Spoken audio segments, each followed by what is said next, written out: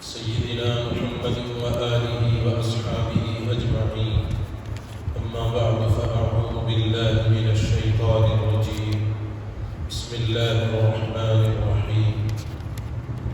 والشمس وضحاها والقمر إذا تلاها والنهار إذا جلاها والليل إذا يغشاها والسماء وما بناها والأرض وما طحاها ونفس وما سواها فألهمها فجورها وتقواها قد أفلح من زكاها وقد خاب من دساها صدق اللہ العظیم. محترم دوستو، بزرگوں، بھائیوں، گزشتہ بدھ میں سورۃ الشمس کی ابتدائی آیتوں کی کچھ تفسیر بیان کی گئی. اللہ تبارک و تعالی نے شروع اور ابتدائی آیتوں میں چند چیزوں کی قسم کھائی ہے، جن میں خاص کر کے سورج اور اس کی روشنی کی قسم، چاند اور اس کے سورج کے بعد نکلنے والے چاندنی کی قسم، دن اور اس کی روشنی کا تذکرہ کیا گیا، اس کی قسم کھائی گئی، اور اسی طرح رات کی قسم کھائی گئی جبکہ وہ سورج کو ڈھانپ لیتی ہے اور اس کی وجہ سے سورج چھپ جاتا ہے. ان آیتوں میں گزشتہ آپ کو یہ بات کا ذکر کیا گیا کہ سورج کی روشنی کتنی ضروری ہے، چاند کی چاندنی کتنی ضروری ہے، دن کا ہونا، رات کا ہونا اور ان کی تبدیلی کا نظام انسانی ضروریات میں کتنی اہم اور بنیادی چیزوں میں سے. اسی کو سمجھاتے ہوئے آپ کو یہ بات سامنے رکھی گئی تھی کہ آج بھی دنیا میں بعض ممالک، علاقے ایسے ہیں جہاں کہیں تو 3 مہینے تک دن ہی دن رہتا ہے اور کہیں رات ہی رات رہتی ہے، بلکہ بعضوں نے یہاں تک کہا کہ 6 مہینے تک رات، 6 مہینے دن. آپ اندازہ لگائیے، خالی رات ہی رات، اندھیرا ہی اندھیرا ہو تو آدمی کا، لوگوں کا حال کیا ہوگا. حضرت مفتی تقی عثمانی صاحب دامت برکاتہ نے فرمایا کہ جن علاقوں میں رات ہی رات ہوتی ہے اور جہاں بہت لمبے زمانے تک، تو وہاں لوگ ایک قسم کا دیوانہ پن اور پاگل ہو جاتے ہیں. بعض لوگ تو اپنی جانیں گوا دیتے ہیں کہ خودکشی کر لیتے ہیں.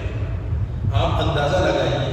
تو ہم ہمارے لیے اللہ کی کتنی بڑی نعمت ہے، 1 آدھ گھنٹے کے فرق سے کبھی دن لمبا ہو جاتا، کبھی رات لمبی ہو جاتی.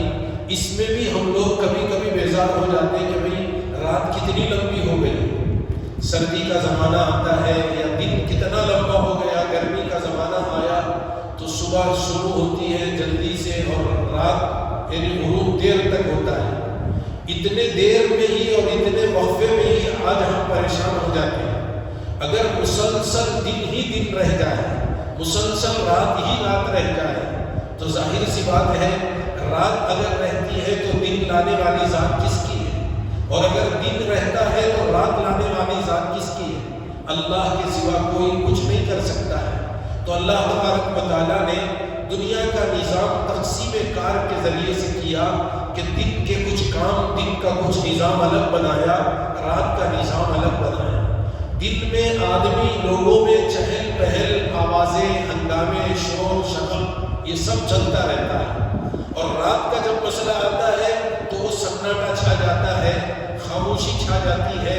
اور جب رات ہوتی ہے تو ایک قسم کا سناٹا ہونے کی وجہ سے لوگوں کو آرام کرنے میں مدد ملتی ہے اور لوگ آسانی کے ساتھ عافیت سے آرام کر لیتے ہیں، پھر اگلے دن کے لیے تازہ برق ہو جاتے ہیں. تو اللہ تبارک و تعالیٰ نے ابتدائی آیتوں میں ان باتوں کا ذکر کیا اور آگے فرمایا وَالسَّمَاءِ وَمَا بَنَاهَا، آسمان کی قسم اور اس ذات کی جس نے اس کو بنایا. یعنی اللہ تبارک و تعالیٰ اپنی قسم کھا رہے ہیں کہ میں نے آسمان کو بنایا ہے، یہ آسمان میرا بنایا ہوا ہے. اور ایک طرح اللہ کی قدرت کو اس میں بتایا جائے. وما بناہا کا مطلب یہ کہ اس کے بنانے والے کی قدرت اور اس کی طاقت پہ اندازہ لگاؤ، غور کرو. اتنا بڑا آسمان جو پوری دنیا کو اپنے اندر سمایا ہوا ہے، پوری دنیا پر سایہ کیا ہوا ہے، اور آپ دیکھیں گے کہیں اس کے ٹہرنے کے لیے کوئی ستون نہیں، اس کو رکانے کے لیے، روکنے کے لیے کوئی پلر نہیں، اس کے لیے کوئی بھیم نہیں. جیسے کوئی چھت بنائی جاتی ہے تو اس میں چھت کے لیے پلر بنائے جاتے اور اس کو سنبھالنے کے لیے بھیم وغیرہ ڈالے جاتے، لیکن ہم دیکھ رہے ہیں کہ آسمان میں کچھ نہیں ہے. اللہ خود کہہ رہے ہیں وَلَقَدْ زَيَّنَّا السَّمَاءَ الدُّنْيَا. نہیں، اس سے پہلے والی آیتوں میں سورہ ملک میں اللہ تبارک و تعالیٰ فرما رہے ہیں کہ کبھی تم نے غور کیا آسمان میں ہم نے کیسے اس کو بنایا، اور اس میں رتی برابر بھی کہیں دراڑ نہیں، پھٹن نہیں. یہاں تک کہ فرمایا فَارْجِعِ الْبَصَرَ، پھر کہا ثُمَّ ارْجِعِ الْبَصَرَ كَرَّتَيْنِ هَلْ تَرَىٰ مِن فُطُورٍ. ایک مرتبہ نہیں، دو مرتبہ نہیں، دسیوں مرتبہ تم اس میں دیکھو.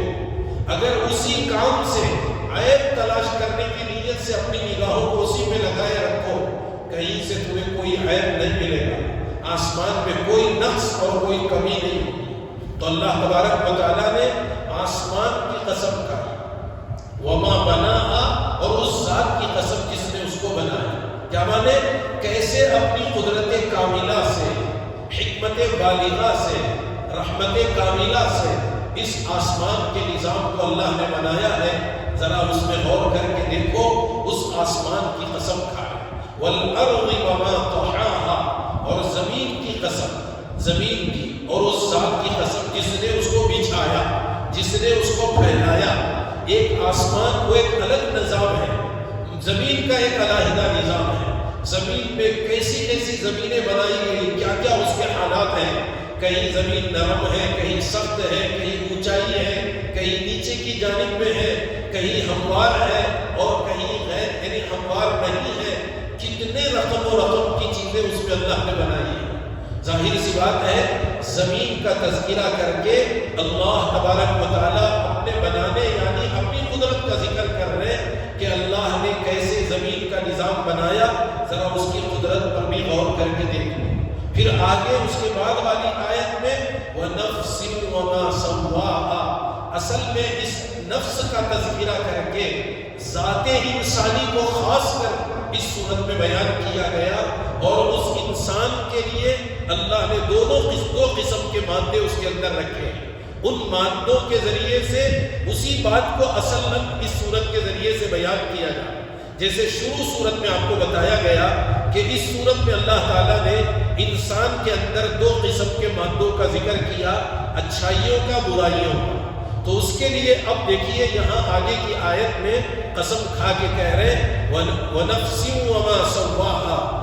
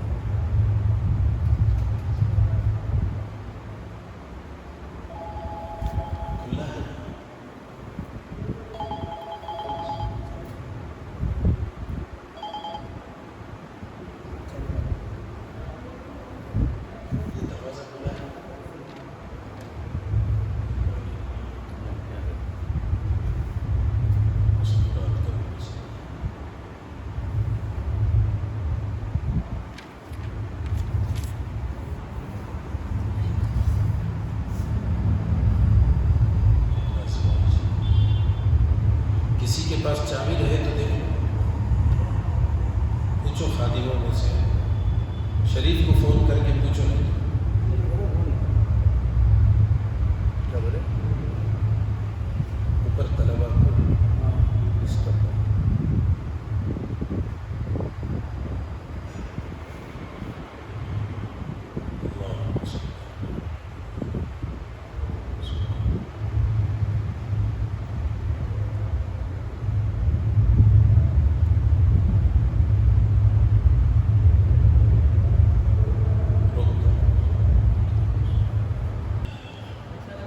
بسم اللہ الرحمن الرحیم.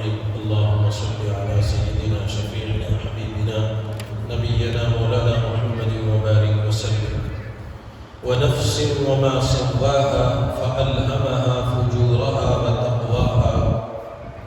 اللہ تبارک و تعالیٰ نے انسان کے ذات کی قسم کھائی، ونفس، نفس یعنی ذات انسان کی قسم، وما سواها، اور اس ذات کی قسم جس نے اس کو ٹھیک ٹھیک بنایا۔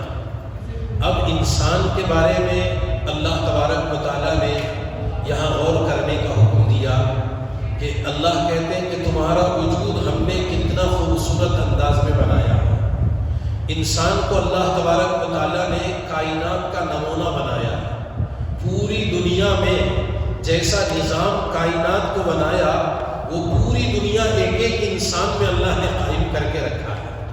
انسان کے بدن کے اعضاء، انسان کا جسم اور اس کا جو نظام ہے وہ اپنی قدرت کاملہ سے، قدرت بالغہ سے اللہ نے اس کو بنایا ہے۔ اسی لیے اللہ تبارک و تعالیٰ کہہ رہے کبھی تم اپنے بارے میں غور کرو، وَفِي أَنفُسِكُمْ أَفَلَا تُبْصِرُونَ، کیا تم اپنی ذات پہ غور نہیں کرتے کہ تمہارے جسم کو، تمہارے بدن کو، تمہارے اعضاء کو ہم نے کیسے بنایا، اور ایک ایک عضو کتنے کتنے سالوں تک کام کرتا ہے۔ آنکھ بنائی، کان بنائے، ناک بنائی، زبان بنائے، ہاتھ بنائے، پیر بنائے۔ آپ دیکھیے پیدائش سے لے کر کے موت کے قریب تک، بلکہ انسان کو آخری وقت تک پورا نظام اس کا چل رہا ہے۔ تو اللہ تعالیٰ کہہ رہے ہیں وَنَفْسٍ وَمَا سَوَّاهَا، انسان کے ذات کی قسم اور اس ذات کی جس نے اس کو ٹھیک ٹھیک بنایا۔ کیا مانے؟ اعضاء بالکل مناسب طریقے سے بنائے۔ ایسا نہیں ہے کہ آنکھ، اگر ناک ایک دم بڑی موٹی بنا دی جاتی، انسان پورے اعضاء کی صحیح سالم ہونے کے باوجود کتنا بدصورت ہو جاتا، کتنا عیبدار اس کو وہ ہو جاتا۔ اگر کان ہمارے لمبے لمبے بنا دیے جاتے تو کیا حال ہوتا؟ آنکھ اگر پوری طرح باہر نکل کر بڑی بڑی آنکھیں ہو جاتی۔ تو اس کے لیے ہر انسان کو آپ غور کریں، دنیا میں کتنے لاکھوں کروڑوں اربوں خربوں انسان بس رہے، ہر ایک کو برابر اس کے ہاتھ کیسے ہونی چاہیے، پیر کیسے ہونی چاہیے، سر کیسا ہونا چاہیے، کان کیسے ہونی چاہیے، اس کی آنکھ، ناک، ایک ایک عضو۔ غرض یہ تو ایک ظاہری اعضاء کا ذکر ہم کر رہے ہیں، اور ایک نظام ہے جو انسانوں کے اندر والا نظام، بدن کے اعضاء جو اندر والی جانب میں بنائے گئے، دل ہے جی، وہاں پر انسان کے لیے گردے بنائے گئے، اور کتنی چیزیں، کلیجی ہے، جو بھی بدن کے اندر کے اعضاء ہیں، اور وہ برس سے کام کرتے چلے آئے۔ اللہ کہہ رہے ہیں وَنَفْسٍ وَمَا سَوَّاهَا، قسم ہے اس ذات کی جس نے انسان کے نفوس، انسان کے بدن کو بنایا، ان کے اعضاء بنائے، وَمَا سَوَّاهَا، اور اس ذات کی جس نے اعضاء بدن کو ٹھیک ٹھیک بنایا۔ اور اس کے ذریعے سے اللہ تبارک و تعالیٰ فرما رہے ہیں آپ اللہ کی قدرت پہ غور کر کے دیکھو، ایک ایک انسان کا نظام اللہ نے کیسے بنایا ہے۔ کتنے انسان دنیا میں ہیں، ہر ایک کا رنگ الگ، روپ الگ، ہر ایک کی شناخت الگ، ہر ایک کے لیے الگ، یعنی ہر ایک کا چہرہ، ہر ایک کی صورت بالکل الگ بنائے۔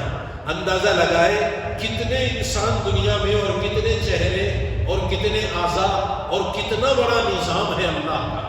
اسی لیے حضرت مفتی تقی عثمانی صاحب دامت برکاتہ نے فرمایا ذرا ایک عضو میں کمزوری آ جائے تو دیکھنا انسان کا کیا حال ہو جاتا ہے۔ آنکھ میں کمزوری آ جائے، کان میں سنائی دینے میں کمزوری آ جائے، زبان میں لکنت اور رعشہ آ جائے، زبان لڑکھڑانے لگ جائے، ہاتھ پیر میں اگر خدا نخواستہ شل ہو جائے، اپنا کام کرنا بند کر دے، انسان کتنا پریشان ہو جاتا ہے، کیا حالت اس کی ہو جاتی ہے، کتنے ہزاروں لاکھوں روپے خرچ کرنا پڑتا ہے، اسپتالوں میں لے جا کر اس کو ڈالا جاتا ہے، کیسے یعنی اس کا نظام، اس کو بدن میں یعنی پیپ وغیرہ ڈالے جا رہے، غذا ایک جانب سے ڈالی جا رہی، یعنی گلوکوز کے لیے الگ بوٹل چڑھائے جا رہے، پتہ نہیں کیا کیا نظام اس کے لیے ہوتا ہے۔ ان سب کے باوجود جو نارمل، جو اللہ کی بنائی ہوئی قدرتی جو چیزیں ہیں، ویسی کوئی چیز دنیا میں کام کر کے نہیں دکھاتی۔ اللہ تبارک و تعالیٰ فرما رہے میرے بندو کبھی تم اپنی ذات میں غور کر کے دیکھو، میں نے تمہارا نظام کتنا خوبصورت بنایا، کتنا بہترین انتظام کیا ہے۔ تمہاری آنکھوں میں دیکھنے کی صلاحیت، کانوں میں سننے کی صلاحیت، زبان میں بولنے کی صلاحیت، ہاتھوں میں پکڑنے کی صلاحیت، پیروں میں چلنے پھرنے کی صلاحیت، ہر طرح کی قوت اور طاقتوں سے لبریز کر کے ایک انسان کو بنایا گیا۔ اور یہ اللہ کی قدرتی مشینری ہے جو ہمارے بدنوں میں چل رہی ہے۔ کتنے سالوں سے چل رہا نظام، آدمی آرام سے ہم کھا رہے، پی رہے، چل رہے، پھر رہے، آرام کر رہے، ہر کام ہماری ساری ضرورتیں وقت آتا ہے اللہ اس کو پوری کروا دے۔ تو اللہ تبارک و تعالیٰ فرما رہے وَنَفْسٍ وَمَا سَوَّاهَا، انسان کے ذات کی قسم، اور اس ذات کی قسم جس نے انسان کو ٹھیک ٹھیک برابر برابر بنایا۔ آپ دیکھیں گے اگر دونوں پیروں میں ایک پیر چھوٹا ایک پیر بڑا ہو جائے، آدمی کا کیا حال ہو جاتا ہے، چلنا پھرنا کتنا دشوار ہو جاتا ہے۔ ہاتھوں میں اگر ایک ہاتھ لمبا کر دے ایک ہاتھ چھوٹا کر دے کیسا معیوب عیبدار ہو جاتا ہے۔ اور اگر بدن کے دیگر سارے اعضاء میں اگر اونچ نیچ کر دے، ٹھیک ٹھیک اگر نہ بنایا جائے تو پھر انسان کا کیا حال۔ تو بہرحال ایک طرف اللہ تبارک و تعالیٰ کہہ رہے وَفِي أَنفُسِكُمْ أَفَلَا تُبْصِرُونَ، کیا تم اپنی ذات میں غور نہیں کرتے، دیکھتے نہیں ہیں اللہ نے تمہیں کیسے بنایا۔ آج میرے دوست بزرگوں، اللہ کی بنائے ہوئے اعضاء کو ہم جیسے چاہے استعمال کر رہے ہیں، اگرچہ اللہ کی طرف سے ہمیں اختیار دیا گیا، لیکن غور کر کے دیکھو کہ اس کے لیے اس کو کتنا محتاط انداز میں استعمال کرنے کی ضرورت تھی۔ آدمی سوچے بغیر مانگے کے، بغیر سوال کے، بغیر پیسوں کے، اور اس پر کوئی اجرت بھی نہیں دی جا رہی ہم سے۔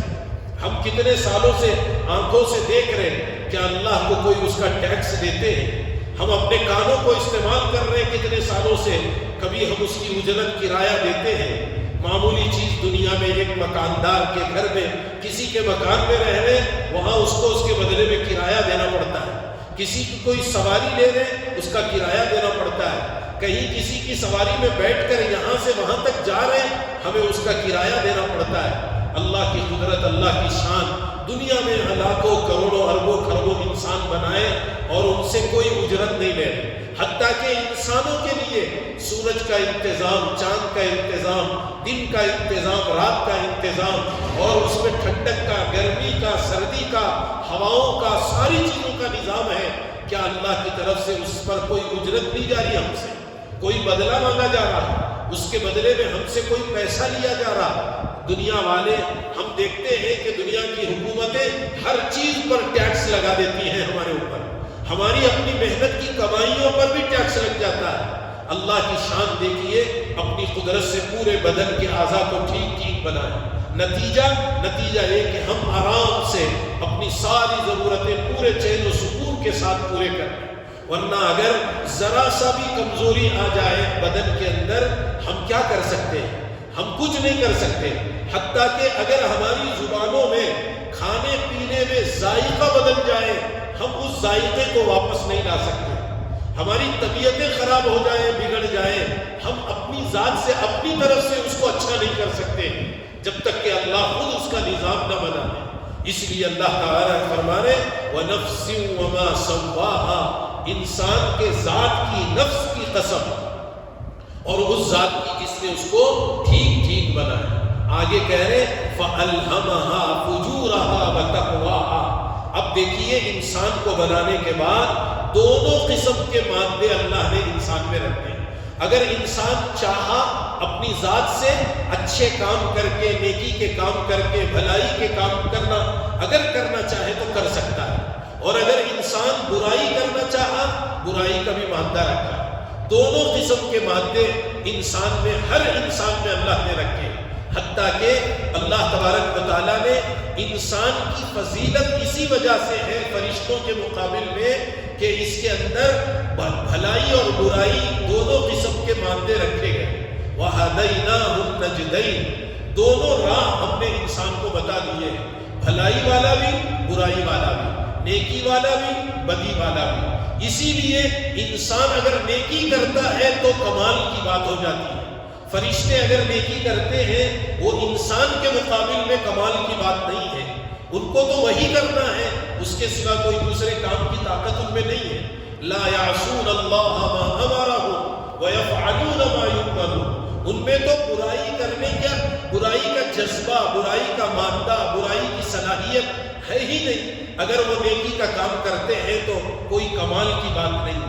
انسان جس میں برائی اور بھلائی دونوں کا مادہ ہے، نیکی اور بدی دونوں کا مادہ ہے، اگر اس کے باوجود اگر نیکی کا کام کرتا ہے، انسان کا مقام اور مرتبہ فرشتوں سے بھی آگے ہو جاتا ہے۔ اسی لیے انسان کو اللہ تبارک و تعالی عبادات کے ذریعے، اطاعت اور فرما برداری کے ذریعے فرشتوں سے بھی یہ آگے بڑھ سکتا ہے۔ کب؟ جب وہ اپنی نیک صلاحیتوں پر محنت کر کے اپنے آپ کو اچھا بنانے کی فکر کرے۔ چنانچہ اللہ تعالیٰ کہہ رہے فَأَلْهَمَهَا، ہم نے اس کے اس نفس میں الہام کیا، القا کیا، یعنی اس کے نفس میں یہ صلاحیتیں رکھی، یہ صلاحیتیں ڈالی، فجورہا و تقواہا، بدی کا بھی اور تقوی کا بھی، نیکی کا بھی برائی کا بھی، ہم نے انسان کے اندر اس بات کا القا کیا۔ اب آگے کہہ رہے قد افلح من زکاہا، یقیناً کامیاب اور بامراد ہو گیا وہ شخص جس نے اپنے نفس کو پاک کر لیا، اپنے آپ کو پاک کیا، یعنی نیکی کے کاموں میں لگایا۔ جب بندہ نیکی کے کام کرتا ہے اللہ تعالیٰ اس کی دل کو پاک صاف رکھتے ہیں۔ اسی لیے حدیث میں بتایا گیا کہ جب بندہ کوئی برائی کرتا، گناہ کرتا، تو ایک نقطہ اس کے دل پہ سیاہ نقطہ لگ جاتا ہے۔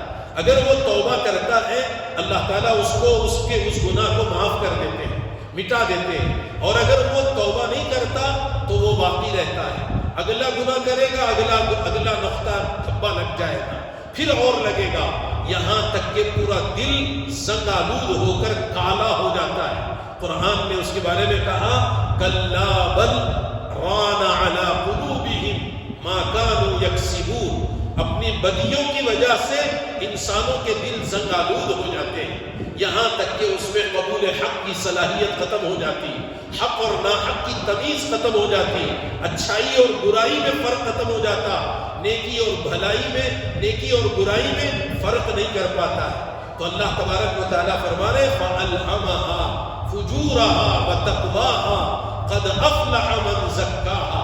قَدْ أَفْلَحَ مَنْ زَكَّاهَا میں عجیب بات حضرت مفتی تقی عثمانی صاحب دامت برکاتہم نے فرمائی، وہ یہ ہے کہ انسان کو اللہ تبارک و تعالیٰ نے دونوں قسم کی صلاحیتیں دے کر، نیکی اور برائی دے کر، اب اس کا امتحان لیا جا رہا کہ وہ کون اپنے بدن کے اعضاء کو پاک صاف رکھتا ہے اور کون اپنے بدن کے اعضاء کو گناہوں میں، گناہوں کی دلدل میں دھسا دیتا ہے۔ آگے کہہ رہے وَقَدْ خَابَ مَنْ دَسَّاهَا، جس نے اپنے اعضاء بدن کو گناہوں میں مبتلا کر کے، گناہوں میں لگا کر اس کو یعنی وہ اس نے اپنے گناہوں کے دلدل میں اپنے آپ کو دھسا دیا، پھنسایا۔ حضرت نے فرمایا کہ دیکھو مثلا اب ایک ایک عضو کے بارے میں آپ دیکھتے جائیں۔ مثلا آنکھ ہے، اللہ نے ہماری آنکھیں اچھے کاموں کے لیے دی، بھلائی کے کاموں کے لیے دی۔ جیسے حدیث میں آتا ہے اگر کوئی بندہ اپنے ماں باپ کو محبت کی نگاہوں سے دیکھتا ہے اللہ تعالیٰ اس کو حج اور عمرہ کرنے کا، عمرے کا ثواب اللہ عطا فرماتے ہیں۔ اور یہ ہماری یہ آنکھیں جو دی گئی، یہ نگاہ اس لیے دی گئی تاکہ ہم اللہ کے کلام قرآن مجید کو دیکھیں۔ قرآن کا دیکھنا بھی عبادت ہے۔ ہماری یہ آنکھیں اس لیے دی گئی اللہ کے گھر کعبۃ اللہ کو ہم دیکھیں۔ ہماری یہ آنکھیں اس لیے دی گئی تاکہ ہم اس کے ذریعے نیک کاموں کی طرف آگے بڑھیں، بھلائی کے کام اس کے ذریعے سے کریں۔ اور آنکھ اس لیے نہیں دی گئی کہ ہم اس کے ذریعے سے بری چیزوں کو دیکھیں، گناہ کی چیزوں کو دیکھیں، گناہ کی چیزوں کے بارے میں ہم آگے بڑھیں، اس لیے کہ نیکی کے کام کرنے سے وہ عضو ہمارا پاک رہتا ہے اور برائی کے کرنے کی وجہ سے ہمارا وہ عضو گندا ہو جاتا ہے۔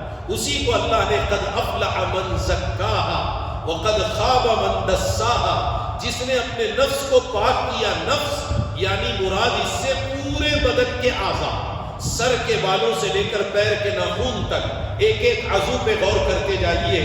کان اللہ نے کیوں دیے؟ اگر ہم نے اس سے اللہ کا کلام قرآن سنا، دین کی باتیں سنی، اچھی بھلی باتیں سنی، اس کا اثر ہمارے کانوں میں پڑتا ہے، ہمارے کان پاک رہتے ہیں. اور اگر برائی، بری چیزیں، گانا بجانا، غلط چیزیں اگر ہم اپنے کانوں سے سن رہے ہیں، ہمارے کان گندے ہو جاتے ہیں. زبان اللہ نے اس لیے دی ہم اس کا صحیح استعمال کر کے اپنی زبان کو پاک صاف رکھیں. یعنی زبان اللہ نے اس لیے دی کہ ہم سچ بولیں، کلمہ پڑھیں، قرآن پڑھیں، ذکر کریں، اللہ کی یاد کریں، اللہ کی بڑائی بیان کریں. جو بھی بھلی بات ہم کر سکتے ہیں، کسی ٹوٹے ہوئے دل کو دلاسا دیں، کسی پریشان حال کو تسلی دیں، کوئی بھی کام جس سے لوگوں کے بھلائی کا کام ہوتا ہو تو اس سے ہماری زبان پاک رہتی ہے. خدا نخواستہ اس کی جگہ میں جھوٹ بول رہے ہیں، غیبتیں کر رہے ہیں، چغلیاں کر رہے ہیں اور ایک دوسرے کی برائیاں بیان کر رہے ہیں، اس سے ہماری زبانیں گندی ہو جاتی ہیں. اللہ نے وَنَفْسٍ، نفس کا لفظ استعمال کیا، اس کا مطلب پورے بدن کے اعضاء مراد ہے.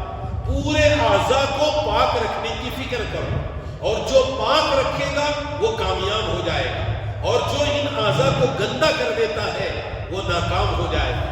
بہرحال آگے کی باتیں، اس سلسلے کی اور بھی باتیں، چونکہ درمیان میں بھی کچھ خلل ہو گیا، آئندہ انشاءاللہ مزید آئندہ وَنَفْسٍ وَمَا سَوَّاهَا سے آگے دوبارہ اس کا تذکرہ کیا جائے گا.